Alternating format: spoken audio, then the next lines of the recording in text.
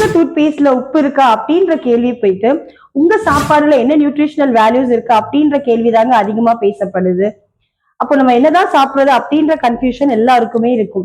இதற்கு ஒரு தீர்வை 2000 வருஷத்துக்கு முன்னாடியே திருவள்ளுவர் சொல்லியிருக்காருன்னா நம்ப முடியுதா? ஆமாங்க.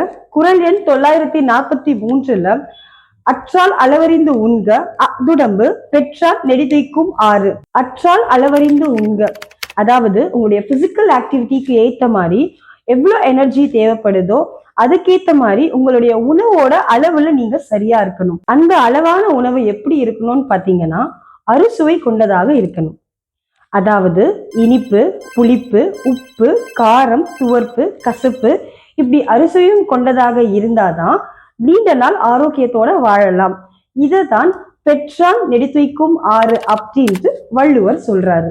இதையே ஜென்சி ஸ்டைல சொல்லணும்னா, ஃபார் எக்ஸாம்பிள், நம்ம சாப்பிட்ற ஃபுட்ல 80 grams of protein, 100 grams of carb, 100 grams of fibre, இந்த மாதிரி விஷயத்துல நியூட்ரிஷனல் வேல்யூஸ் இருக்கணும் அப்படின்னு சொல்றாங்க. இததான் திருவள்ளுவர் ரொம்பவே சிம்பிளிஃபையா இந்த குறள் மூலமா சொல்லியிருக்காங்க.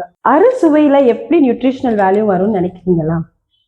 சொல்றேன் கேளுங்க. இனிப்பு எடுத்தா கார்ப்ஸ் வந்துடும், புளிப்பு எடுத்தா புரோட்டீன்ஸ் வந்துடும், அண்ட் கசப்பு எடுத்தா ஃபைபர் வந்துடும்.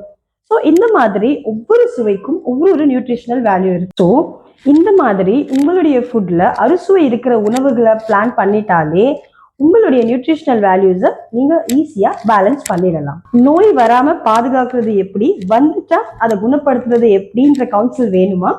Connect with us.